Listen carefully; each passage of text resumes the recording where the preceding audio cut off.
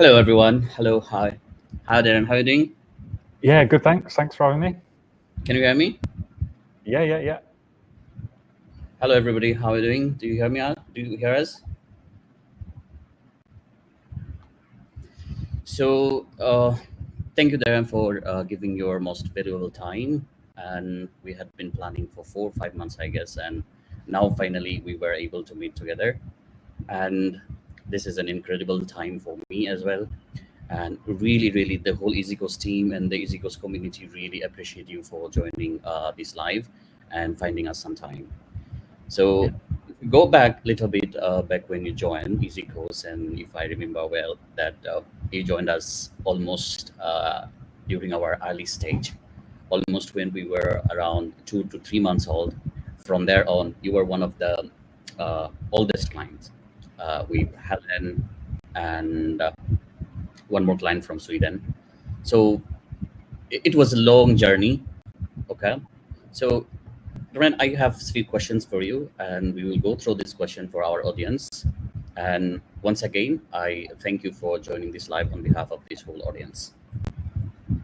Yeah. Thanks So for having me. here you Yeah. go. You can see the question in the screen for you, please. So could you share a bit about your background and what inspired you to start an online membership business, please?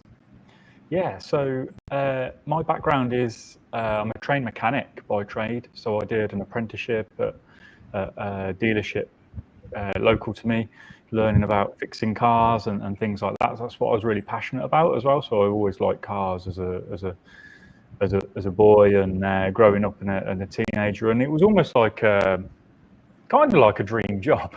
I know it doesn't sound like it for many, but I really enjoyed it. And I found a job with a brand that I was really passionate about as well. So I went through that kind of development program with those, going from an apprentice technician up to a master technician and managing the workshop and things. And after about 10 years, I wanted to do something different. And that's where I got into training. So I got a job training with a large brand in the UK. So it's a global brand, actually, Audi and Volkswagen Group. And there I started to learn about developing people and how people learn and what people want to learn. I was actually in training for 15 years. So kind of went through some different jobs in the corporate world, really, going on to then training other trainers, writing training courses, and then managing a team of training developers and planning big global technical training events. So again, it's quite a niche area.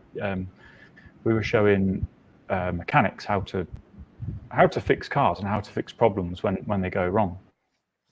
So really, what inspired me to start it? I always wanted my own business.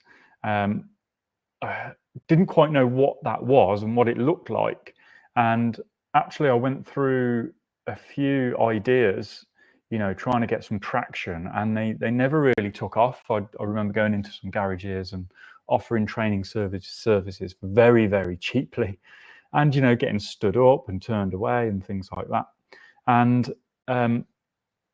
kind of one of the motivations that kind of got this project that I'm on now sparked up is I could see gaps of things that people needed to learn, and I thought I could do it in a way that would make people want to learn it, make it easy and interesting. So I actually started a YouTube channel in 2020, April 2020.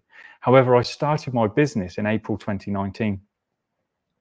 So I had a whole year of you could say procrastinating, but I was learning about YouTube. I was learning about how do I turn this into a business and all these other things. So consuming lots of content. I spent a lot of time going down into my garage and turning on the camera, and then going back in the house because I just felt really uncomfortable, filming myself and things like that. So very big learning curve.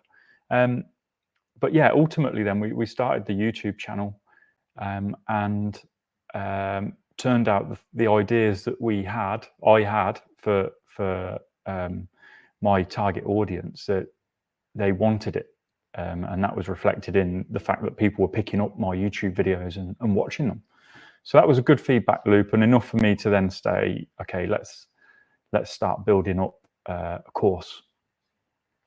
So Wow, that's inspiring. So the YouTube was the game behind the whole thing. So I can see some car and something behind it. Is this real or just a background? yeah, behind? this is real. So this is my workshop, basically. This is another camera we've got over there. So we have like a studio area over here. This is where we kind of film our training and our live sessions and things like that. So we have a, it's funny, I started off recording videos from my driveway, sat on a, like, just whatever I had in the garage. And, you know, some of my early YouTube videos, I'm just in the car park by my house. And, you know, now we've got our own workshop. I've got 3-4 vehicles that we use for training that the business owns. We've got all camera equipment. In fact, what I brought along actually is this is what I literally started my business with. Oh, okay. That's An sweet. iPhone 6S. At the time, that was 4 years old. So it What was is your current iPhone version? What is your current? 15. So, in fact, the next iPhone I bought was with profits from the business. Oh, So that's I didn't go out buying loads of equipment and getting stuck in that because it was expensive. And, you know, we built this business with literally no money, just the spare money that I had after, you know, all the bills have gone out and all the mouths have been fed. my monthly pocket money, you know, just but yeah, so that's all it was. One of the biggest or the best investments I made was this microphone. So, you know, audio is very important. You know, if you can't hear what you're saying, then people are going to, you know, go off and you know, not really going to be interested. So, yeah, we really focused on creating good content, and that's what we still focus on today. User experience as well with yourselves. So you are now completely from part-time to complete full-time online membership business. Yeah, so we also have like one of the most low-risk businesses, you know. So we started it with very little money. We invested the profits that we made, and I did that while I was still working a full-time job. So I actually only quit my full-time job 2.5 years ago, and the business was actually doing very well while I was still working. But to have that security to actually say, yeah, we can do that now. I'm only at that point now, so I still have a few freelance days left this year that I'm going to fulfill. But then next year it's just me and Mechanic Mindset, you know, full time. So and my small team that I've also built. So I have also quit the full-time job almost 3 years ago and now completely full-time on EzyCourse. So moving on to the next question for you, then. So how did you get your first customer and how did it feel when you made your first sale? it was amazing. It was very, very overwhelming actually, because I didn't just get one customer, we got 350 in one go, well, over a month pretty much. So we really focused on building the YouTube channel, building authority, you know, collecting some email addresses in return for a valuable asset. So we were giving away access to these files. In fact, our YouTube channel was in a very, very niche area, very niche. And so we basically built an audience up of these people who were interested in what we were teaching about. And then I think we had 1,000 people on our email list, October, September 2021, and we launched an offer. We over delivered on the offer. It was a very lucrative offer, if you like.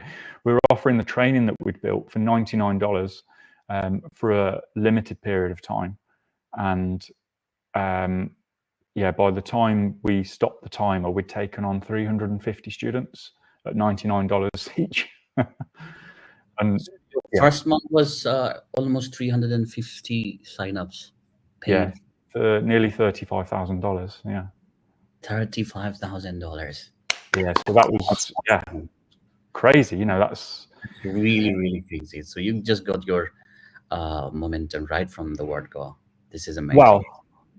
There's a bigger story to that. So that's the Yeah, sure. beginning part, and everything leading up to that. From 2019 when I incorporated the business, I didn't get paid anything. So I stayed very humble and realistic, and it was like, well, okay, well now I've been paid something for all that work that I've done over these last few years.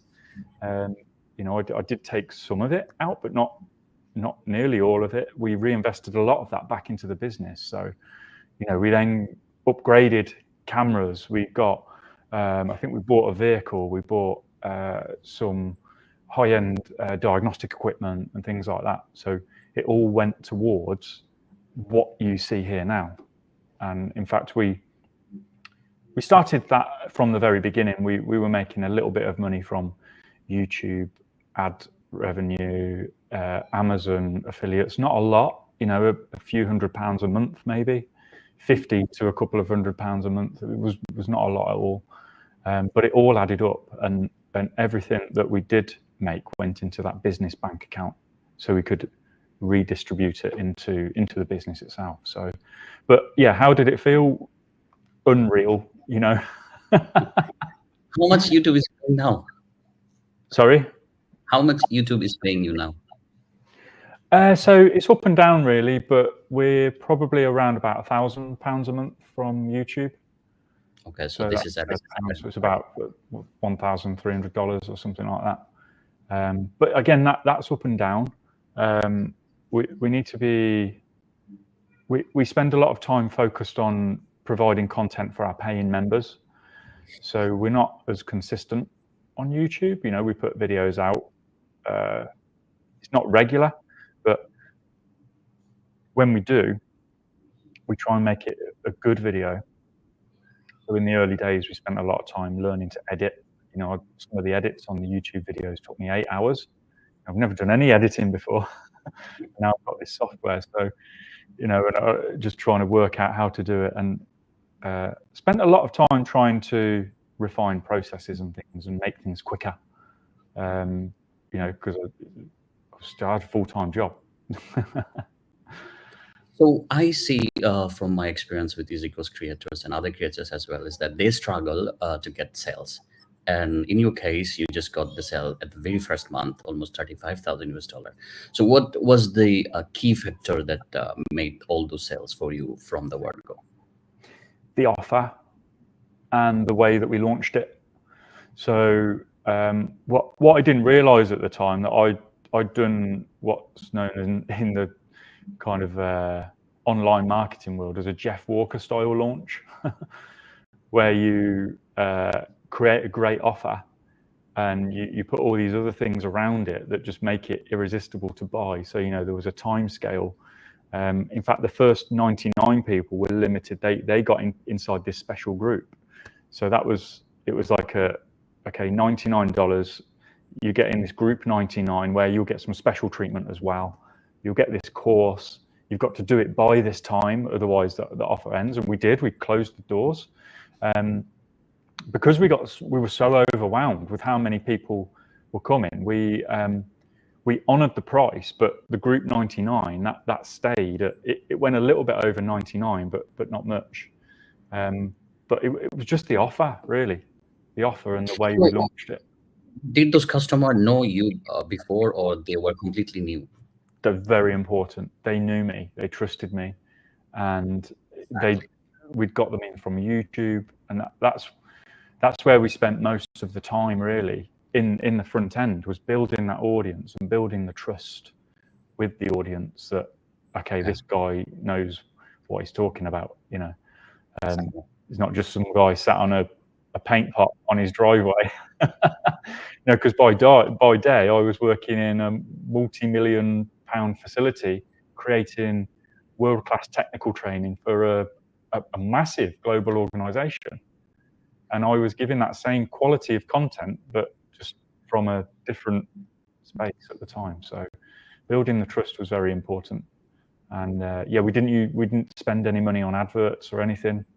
We didn't share the offer on social media or YouTube. You know, I was very worried about, you know, I'm thinking, you know, at the time, the course wasn't even finished. So I was like, I don't want to put this out. I don't want to put this out to the world to be criticized and things like that. So I kept it to my email list, which I said at the time was only 1,000 people. But because we'd built that trust, and you know, these people wanted more from me, and they knew it would be good, they just hit the buy button. So were you obsessed with your landing pages or all those things, the technical stuff, or you were just focused on your offerings? Yeah. So our, I suppose, lead magnet was just a sign-up form that captured an email. We were using the monkey one, you know, the email platform. It's got the MailChimp, and that was very complicated for me to use at the time. I was like, I don't get it. You know, all I wanted to do was make a landing page, put your email in, and then give them this link. That was it. I wasn't following them up with a big email sequence or anything like that, or trying to sell anyone anything. It was just, hey, look, we've got these YouTube videos, and every YouTube video we made with this specific niche tool came with a file. So what I would do is just save the file that we created in the YouTube video, and then give people access to that file so they could go and learn how to kind of analyze it and everything. So we were just providing value off the bat. So yeah, they very much knew who I was, and I spent quite a bit of time in the comments and answering emails and just building relationships, really, for sure. So I would leave a message to all of those audience who are watching or will watch later on. So the main key point here is that don't get obsessed with all those stylish things, landing page, and all those things. Get yourself known to your audience and build the trust, and that will lead to a great sales. So this is the main key point. 100%. Yeah. Thank you. So how did you actually, what step did you take to start growing your membership from the first month until now? So after we launched that course, that was a very niche course, which is actually a complete package now. We still sell it. And that's a one-time purchase and lifetime offer in a very niche area of automotive diagnostics. Not many mechanics will know about the thing that's about. So, of course, I have a whole wealth of experience in all different areas. And what we did then is started to build the membership, actually. So that the membership model served, you know, a perfect use for my position here. So we've got this niche course and it's finished. However, now I've got the ability to create courses for all of these different areas of vehicle diagnostics, and I already know how long it takes. You know, it was, I think I started creating the course in March and then launched it unfinished in October. So that was that first launch. So it takes a long time to make a good, complete course. So when we started the membership, it was on a promise that we'll add new lessons every month. We launched with a few small courses, which were really good and high quality. And then we promised to launch new lessons each month, plus do a live training session. And these live training sessions are very, you know, we don't just go through PowerPoint slides and things, but we're in here, we're in this workshop, you know, doing things on the car.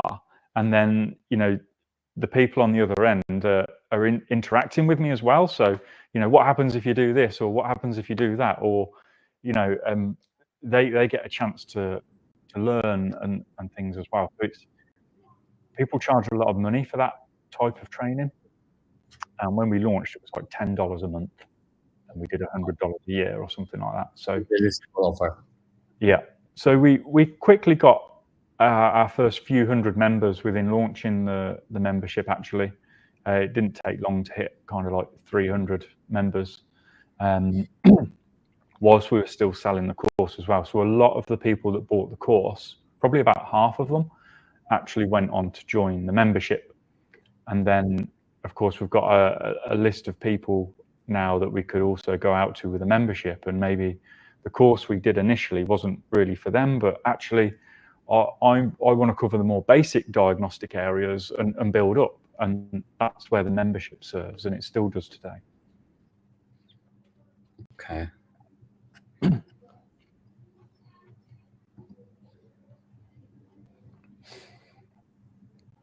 So Challenges. this is the screen.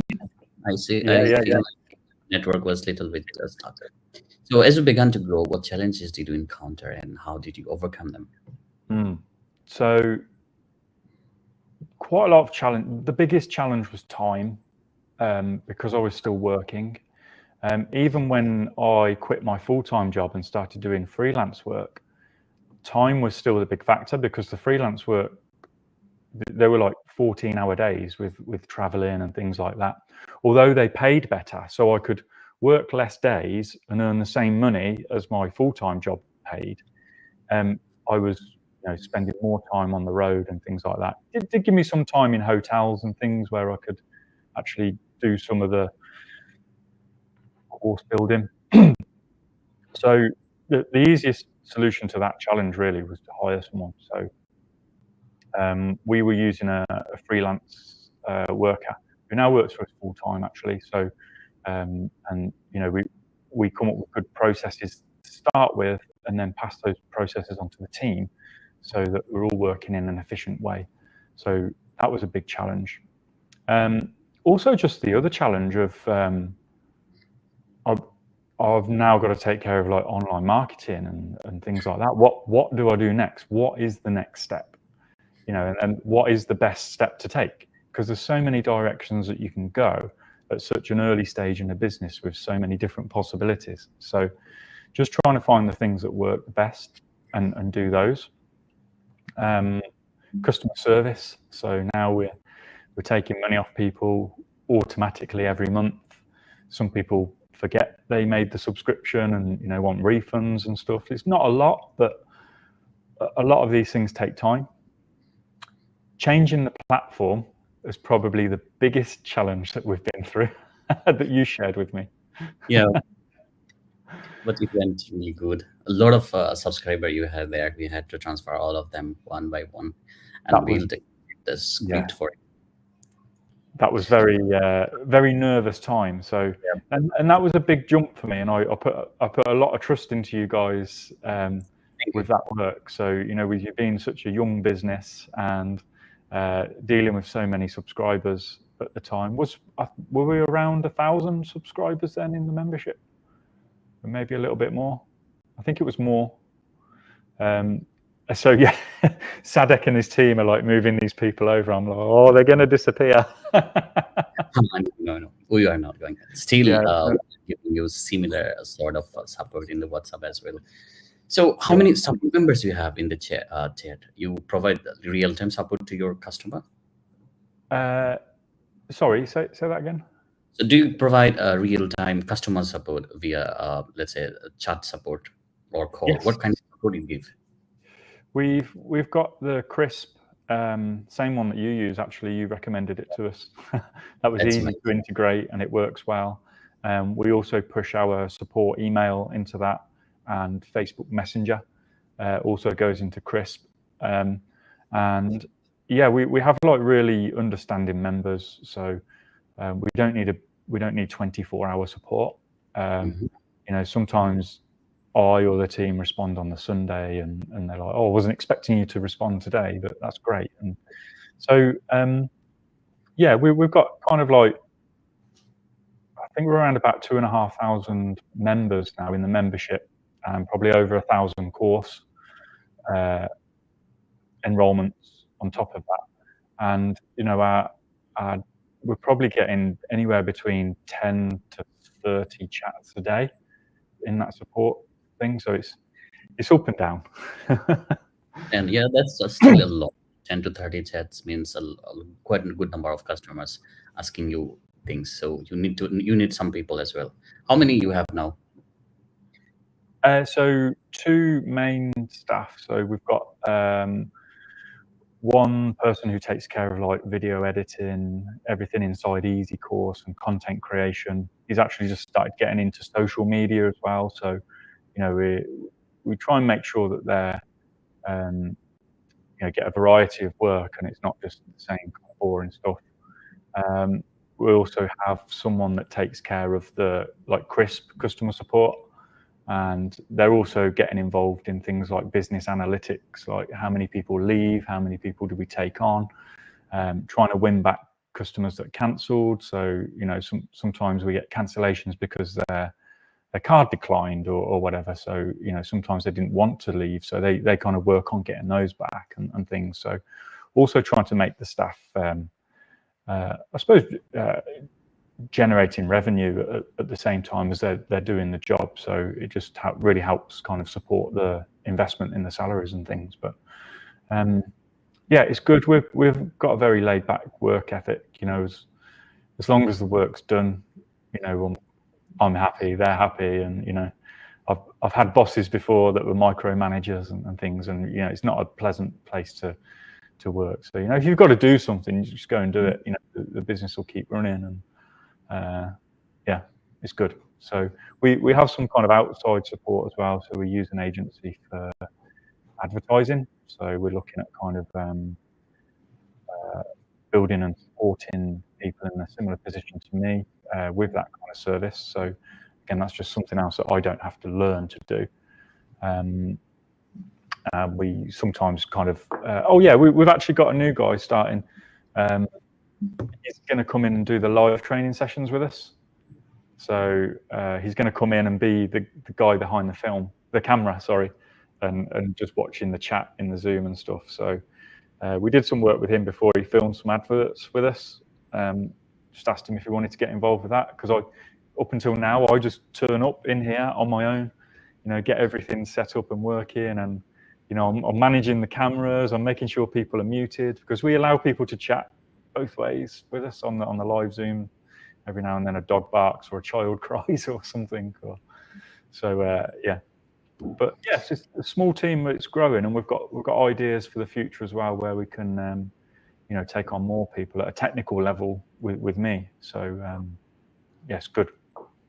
So a message to all of the audience who are watching. So there is a demo of his website and white label app from EzyCourse. So we will present it real soon after going through some more questions. So coming to the next question, which is really important, which is how do you drive organic traffic? Because without traffic, there is no sale. So how do you drive all those traffic, and what's your secret?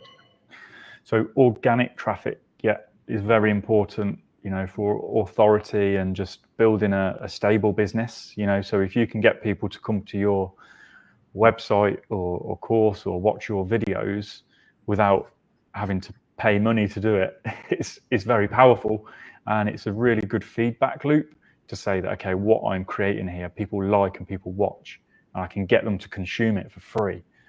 So that's really good. So as I mentioned already, YouTube was a massive thing for us. What we also did was built trust and authority in Facebook groups. So we don't have our own Facebook group or anything like that. It's just another thing to take care of. But we got inside other people's Facebook groups and helped out those people. And, we shared YouTube videos. We didn't try and sell stuff, because once you get going, people will sell it for you. And that's what we're finding now. Yeah. So, people are asking in Facebook groups, can anyone recommend some good diagnostic training? And you'll guarantee it, some of those, a lot of those Facebook groups, our name pops up 4 or 5 times. And it's just... So we also noticed that people recommending EzyCourse when someone asks for an LMS. Our creators just jump in and they recommend us, so we do not have to. So it's really a great thing. So how many subscribers do you have in your YouTube channel? YouTube, we're at just over 60,000 now. We did a video only recently hit 50,000 actually. We did quite a broad YouTube video recently that would kind of touch a nerve with many mechanics, whereas we built the channel on a niche, which is important. You've got YouTube algorithm builds up an avatar of the people that like your videos, and these people also kind of are in, maybe not into our niche, but in our kind of overall circle. So we've done a few more broad videos now, and they're getting much higher views, like 260,000 views, where kind of our niche videos are probably doing 10, 20, 30,000 views. I just So, got an email. You have 61.2K subscribers. right, yeah, That's wow. It's cool. So when we launched our course, our first course, we had 10,000 subscribers. Around that, to give you an idea. I also have a YouTube channel, and I used to publish tutorial videos for developers. And after constantly uploading videos on a specific projects, people started to ask me personally, and they are coming to me in my Facebook and personally asking how can I do that and these. And then I thought, okay, let me try to put a paid course. I don't have a paid course. Just say to them, okay, this is the course, this is the outline, this is what's coming up. The price is that you just pay, and we will include you when the course is over. I'm just experimenting. Right. Then notice the people started to pay me. Then Right.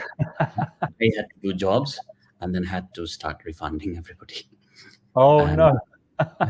no, I could not, because my dream is different. I just wanted to see how this game works overall. So it's all about the trust, and they need to know you very well, and then it start working automatically. Yeah. So yeah, In the early days, you can't focus on making sales. You've got to focus on helping people. yeah. And provide, being a person of value. Very important.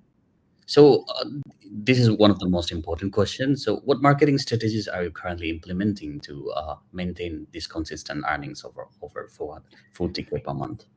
Yeah, so we switched to paid ads probably nearly 2 years ago, I think, and that just took our the enrollments onto a next level. So it is a very it's kind of risky to start, because if you don't get the right video, you haven't got the right product, or you haven't got the right if you're not serving something that people don't need, you can end up spending a lot of money on Facebook ads and not really getting any return on it. So we were quite lucky when we launched our first ad campaign. I think we pretty much broke even. So the money that we put into the ads, we got back, which doesn't sound great, but hey, here we are, just now appearing in people's Facebook feeds, and they don't even know us, so it's much harder to kind of build the trust. Is it just Facebook ad, or you also run Google? We were doing Google ads, but they were a bit harder to measure whether they were actually bringing a return on investment, whereas Facebook's a bit easier to do that. We're actually, again, Facebook's tracking still isn't 100%, nowhere near it. So our work now is really, if we want to scale this up, we need to make sure that these make sure that what we say we're selling on the back of these adverts is what we're actually selling, or more. So once we can do that, we can start to increase ad spend and hopefully increase the revenue as well. Because one thing that you will notice as you start to get bigger is that your churn will stay the same. And churn is like when people leave your membership. That stays the same, and it's a percentage. So, a 5% churn when you've got 100 members is 5 people. 5 people a month is generally pretty easy to get. When we were at that stage, we were growing quite a bit. So, however, when you get to like 1,000 members, 5% is 50 people. And, at that time when we were at 1,000 members, we were close to, with the amount we were spending on adverts, just topping up the ad spend, So if you think it costs £20 to get one person, and you've got 50, that's £1,000 just to stay where you are. So we're looking at other ways now to increase that order value. By selling the annual, focusing on the annual membership. We have our own product. Let's get it here. So, we've now got our own branded product. Yeah. And we give that away with annual memberships. So again, that does cost. There is a cost to that. However, it's it's more of a long-term investment. As most of these people are going to stay next year, and it's not going to cost us anything to keep them next year. But there's a degree of risk involved and a degree of planning and strategy and things. But yeah, it's strategy. So, what kind of ad format works better for you? Is it the video ads or images? What sort of video, ads? 100% video.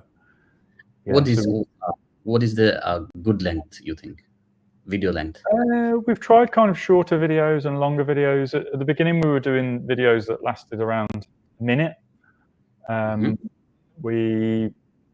then made some ads that were like this. This was recommendation from our our ads manager, and after I'd done the edit, it was like 2 minutes. I was like, oh, it's 2 minutes. Is that all right? It was like, he watched it and he was like, yeah, that's fine. We spent a lot of time editing the ads as well, because you've got to keep the attention, and that's if you ever look at if you ever watch TV, you notice how many times the screen and the camera change and the edits happen and the zooms and the pans and all that. It's very rarely ever stood still on a static screen for more than 6 seconds. So, you've got to edit that into a video and make it engaging, and it's got to be interesting, and it's got to resonate with the person that you're making this advert for. So, yeah, we've done some good ads. We've done some not as good ads, but they've generally always performed in one way or another. We've never really made any ads that just completely flopped and didn't bring anything, but we've certainly noticed the ones that did much better than others, and that may have been with the edit that we made, or it could have been the topic that we focused the advert on that again made more people interested in what we were doing. Maybe it was a bigger problem for more people when we talk about a specific problem on the advert. But yeah, and then we do some other adverts where we're kind of, it's a bit tongue-in-cheek comedy. I don't know if you heard that kind of expression, where it's just trying to make jokes. They're like inside trade jokes in the adverts, and that can stir up some emotion in the comments, and some people are like laughing and then agreeing, and then some people are like, no, it's not like that, and so yeah, when you start doing ads, it's very you're putting yourself under a lot of exposure. So that's another thing that you have to kind of learn, is not to take the nasty comments to heart.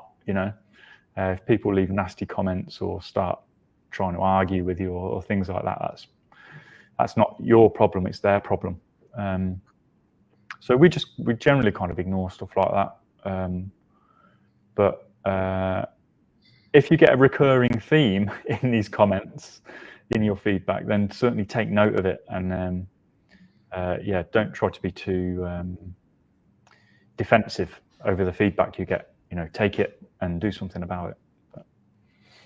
So, in one word, what is the ideal video length for you, or for everyone else, you think? For an advert? Yes.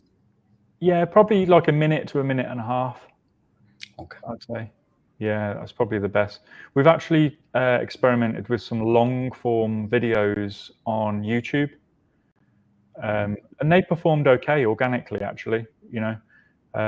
We were going to try running them as an ad as well. We haven't done that yet, because the shorter videos are just performing quite well at the minute. Like I said, we're just doing some work right now to get better at tracking what happens with those ads. We get a lot of people that sign up for free, for example, on the free access area. which is also important to have, give people a taste of what you can deliver. And Facebook tracks them as a sale, depending on how you have your tracking set up and things. So we're just working on really dialing in ad tracking at the minute. That's where we are. Yeah. So last time when you said Facebook conversion API, I was looking at and trying to see. I found one third party or few third party platforms that Facebook itself recommends. So they have a pricing; it's not free. I have a free version, so I'm myself trying to integrate it so that you get the best results. First, I tried to do it myself, but it's so that you require a lot of things like the cloud servers and all those things. So I might moving to third-party platform. So you're going to get it real soon, hopefully. Cool. So after that, you might get a good return on investment. I'll chat to you about it after. So how do you use EzyCourse today, and what feature have really helped you grow and earn more? So EzyCourse was an easy decision for us based on the user experience. So we moved from another platform, and although the platform worked for us from a administration level, it was lacking features for our members. So the community wasn't very good. We couldn't sign up multiple users for businesses. The app, it had an app, but it was only like third party. So some of the features that made us jump to EzyCourse, the community feature, very, very close to Facebook. We get really good engagement, as you've probably seen, Sadek. So we get a lot of people every day in there posting for support, and they're all paid members. The app, the white label app, that's just a game changer for us. Such good value. You know, if you want to get an app developed by, you know, just a general app developer, very expensive. I think I shared some prices with you.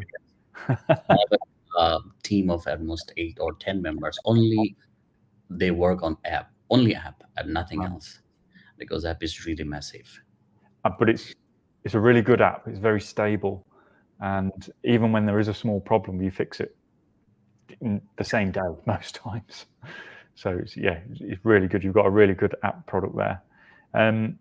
The ability to sign up multiple users. So we start off mainly a business to customer kind of business, although a lot of the people that signed up did have their own business and they were signing up for themselves. But then we got a lot of requests from business owners. Generally, the business owners in our trade, they start off as mechanics, and then they start their own workshop, and they hire a team, and then they might get another site. So we got some users asking, how can I sign my team up? I want to follow their progress. And Sadek said he could do that, and you know, he delivered, and we've got quite a few businesses signed up now on the organization order. That was another really good feature. This reminded me another one, which is an add-on. I'm actually building on focusing on the business you have shared with me, which is giving the access to the company completely, and they will get the courses. You just set the limit, and they can do whatever they want to do. Now, even I'm trying to implement a custom domain for themselves, for their company. Within from your dashboard, so you can deliver their own white label version. So this is also good for us, another revenue stream for us, and another revenue stream for you as well. So what I noticed is that if it helps you to earn money, it automatically helps us to earn money. So it's a really mutual relation. So we've actually got another prospect actually for that that feature, Sadek. So really looking forward to that. We've got a couple of people, a college who are interested in it, and we've actually got a public service who actually have multiple workshops to service the government vehicles. So someone I was chatting to the other day. So this kind of innovation, you know, the other platforms just aren't doing it. Yeah. So guys, I'm going to show you how Darren's website looks like and his website looks like, so you get a quick overview of his website. So let me play that website.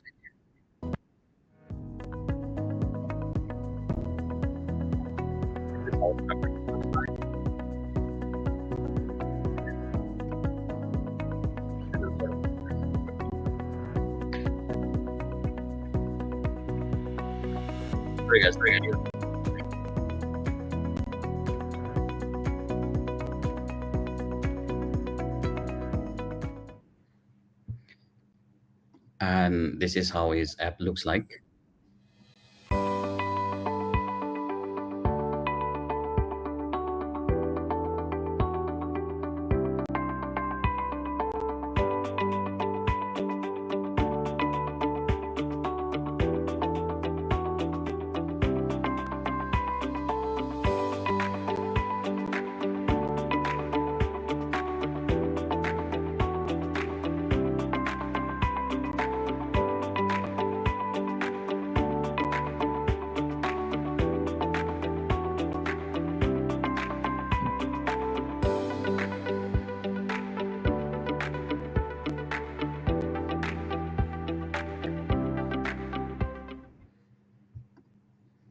So we have another question for you, which is what platform your user likes most?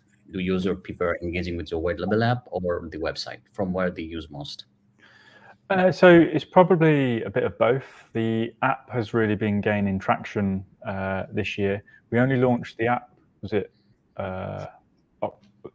is it just over a year now we've had the app live? And, a lot of people have been using that, certainly for the community feature. Some people are using it as well to watch the lessons and the videos on their TV, because of course you've got the screencast feature from the phone to the TV. But because we have one of the products that we show people how to use is laptop based, we still get a lot of people that use the laptop because the files that we share can only be opened with a laptop in a specific software. So we get a bit of both, but yeah. Nice. So this is very important question for many. I get a lot of question about it. So many people find that their private community outside of Facebook has less engagement. How do you ensure that your community and group chats stay active? Because you also have a group chat as well, and I see that they are really talking with each other, replying with each other. It's not just you and them. It is among all. So it's really, really awesome. Yeah. So I think one of the things there, and I noticed that with other people in my niche in the automotive, that there are a lot of groups out there. We don't have a Facebook group. So if you want to get involved with us, you have to commit and join the party, and I'm very active in the group. Actually, that's one of the main things. So early on, yeah, for sure, sometimes the community wasn't very active. We rewarded the people that were very active. So actually there are a few members in our platform who get it for free. And that's because of how active and how much they shared and how much they helped other people. We rewarded them that way because we wanted them to keep doing it, and just show them that we noticed and it's really helping. So that's one thing. And those guys are still very active today. And as soon as someone comes in and wants some help, they're there, just helping them. So they can also see that it's not just me and they're not just relying on me. I don't and I can't know everything. So I'm also very reliant on the community to help the other people in there. Because but yeah, for sure. You've got, from the early days when it's just, a few people, you've got to be present. If you want that community to work, you've got to be in there. Now we also have in our community to gift coin with each other to motivate a lot more. So you can gift coins, and maybe in future you can convert those coins into real cash to make it much more motivated. It's a good idea. So looking back on your journey, what do you wish you had known before starting your membership business? Keep it simple. Okay. Number one. Yeah, because if you make it too complex, Trust me, people so much complex. Yeah, you end up having to service it all, and you have to keep it going. So sometimes I've even considered taking our niche course down, because I'm like, well, there is a little bit of this niche course in the membership, but then we've got people that only really want to learn about this one thing. And the niche course is actually lifetime access, and they get the community and they get the live sessions with that. It's very good value. But we decided not to, because we still get a lot of people buy it. And actually now we started really pushing the ads to it. We're still getting a lot of new customers in there as well. It also gives us, access to a global brand who we are, you could say we're ambassadors for. But yeah, keeping it simple. If you can keep it as simple as possible from the start, it's going to help you in the long run. Ultimately, when you create your own business, the long-term goal is that you get more time to, enjoy life as well, at the same time as providing, a really great value business to help people. So yeah, that's one thing, just keeping it simple. Don't over-promise, over-deliver. Yeah. So yeah, if you don't tell them that you were going to do something, and then something awesome lands in their email inbox, oh great, I'm really glad I signed up for this. The other thing is how important email is as a channel. So we did from the very start collecting email addresses before we had a platform of any sort or a website. Now today, if anything happens, I've still got all of those emails who I can provide something of value to. Yeah, so it's very important. You'll also find you get a lot of revenue from your offers, in some cases much more than you might from advertising. Yeah, especially if you're not spending much on advertising. So email is very important, but again, don't annoy people, don't spam them. If you are going to send out sales offers, make sure you buffer that with 2 or 3 really valuable emails that are just sharing, really good information that is just like worth reading. So that's what we try and do as well with our free access automation. Most of the emails from the start are showing them how to get the most out of what we've just given for free and pointing out some really cool things. And even when we're trying to upsell them into the membership, we're giving them a bit of knowledge, like, hey, did you know about this certain new sensor? This is how it works. You might see it here, here, and here. Come and check out the membership, because we'll show you how to diagnose it, in any kind of situation. So even when you're trying to sell something, try and provide value in some way. Yeah. So value first, and then the sell comes next. That's it. So what would be your advice for those people who are just starting their membership business or struggling to get the momentum? So definitely just focus on providing value. Don't try and focus on that sale. Like I said, we were creating YouTube videos for nearly 18 months before we actually launched a sale product. So, and you're going to do a lot of work for free, unless you've got lots of money for testing on advertising. But again, it's kind of you want to build a strong foundation. So very much focus on providing value, and using EzyCourse to do that. Create a free area. We still use good leads now, lead magnets as you might call it. Access to files, access to posters, and different kind of things like that. Just really nice things that help people in their everyday world. So the other thing is you'll hit a limit doing it on your own. So you can only get so far on your own. So again, focus on refining those processes for the things that take the most time, and so that you can eventually pass that on to someone else. You might even take on a contractor. It doesn't have to be full time. And then, as well, if you do make anything from ad revenue from YouTube or Amazon affiliates or anything like that, put it back into the business. Try and buy things or invest in things that are going to help you kind of make money in the long run. So things that you just can keep using and provide a really good product with. So final question from me, which is, could you share how EzyCourse can empower creators who are watching us and may consider signing up in in the future? So yeah, again, the user experience, like I said before, EzyCourse just has such a good user experience that other platforms can't provide. The app as well, with the community feature. Again, I don't think any other platforms are providing an app like this.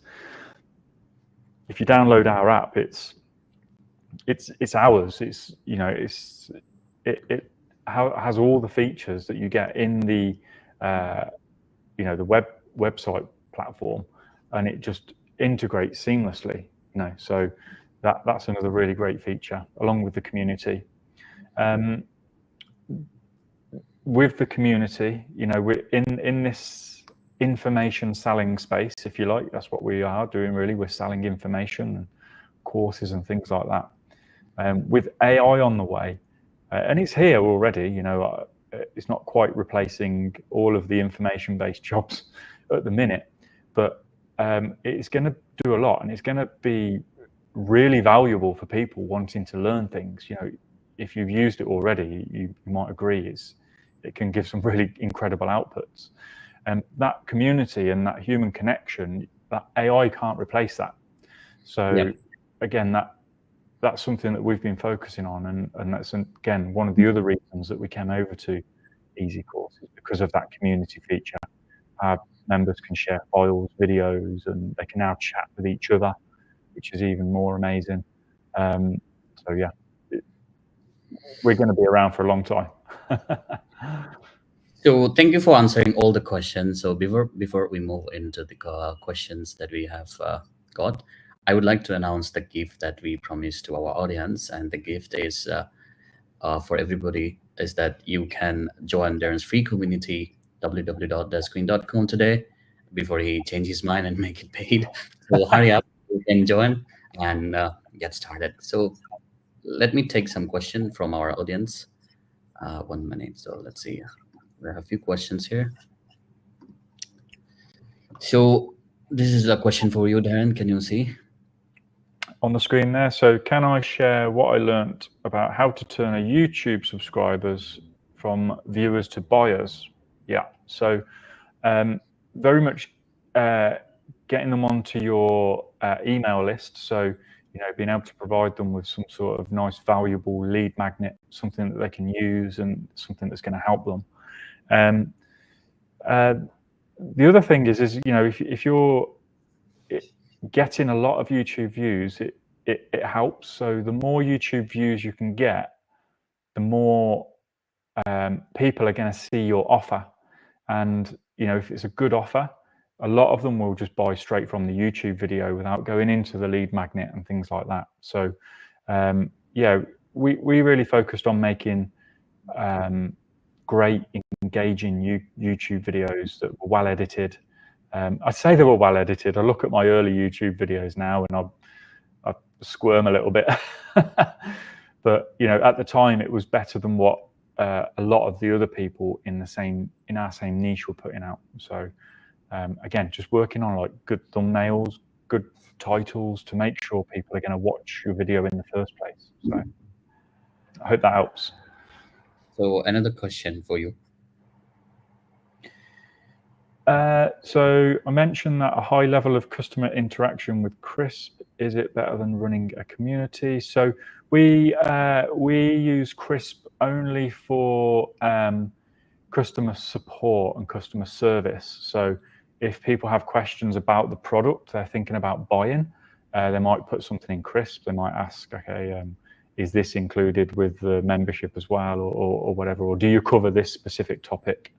They might also ask, they can't access their membership, or maybe they need to update their card details. They'll go to Crisp, they'll go to that kind of yellow icon. If they go there asking technical support, we direct them to the paid community. So it is only for like customer support query. That's what we use Crisp for.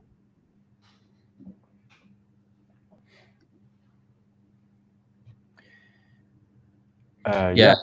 Share his website, dasqueen.com. You can join there for free. Yeah. So what we're going to do soon is we're going to do some like free training just to kind of maybe help you put some of these things that I've been talking about to action.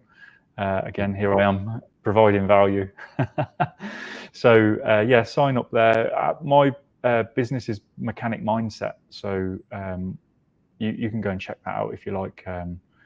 Sign up if you want to learn how to diagnose some problems on your car. We'll be able to help you out there. So what key advice would I give to someone just starting out with a membership site business? So again, just start out building an audience, building some trust and some authority with the people that you want to help. Again, if you're just starting from the very beginning, it really helps if you can find a really niche area. So one way to think of it is, YouTube is like a jungle, with trees representing different topics. So, we've got a tree for automotive diagnostics, and each one of those branches is for a different part of automotive diagnostics. And then think you've got the leaves, which are even tighter down topics. So try and find a leaf, because there'll be thousands of people that want to get on that leaf. You've just got to find out what that thing is in the area that you support. Once you've kind of done that, then you can ask the rest of the tree if they're interested in what you've got, or start building other leaves in different things. So we started in 2 niches actually, and if you drew a Venn diagram, the 2 niches that we started in kind of met in the middle quite nicely. So the people that saw this video would have been interested in this video as well. Wow. Yeah, this is good. We weren't regular, so everything that you see if you go and look at like the YouTube, how to grow a YouTube channel, you type that into YouTube, there's a lot of people giving you advice on that. My advice would be to, rather than focus on how regular you post, it's the quality of what you post. So, I've got videos that we published 3 years ago, coming on to 4 years ago, that are still getting like hundreds of views every day. So, of course, people, when you think about YouTube, you think about viral videos and things like this. That's fine if you're reaching like a big, broad audience. But if you're just trying to find people that are going to come into your membership, you need to go niche. So you need to hit the search criteria. What would these people be searching for, if they were going to watch this video, and try and build a video around that. And then, I suppose if you're doing one at least once a month and it's really good quality, you're going to build some momentum. So I think we are done here, almost 1 hour. Really appreciate you giving us this much valuable time. And I think we don't have any more questions left. Thank you everyone for joining, and see you soon. Have a nice time. Bye. Thanks, Darren. Bye, everyone.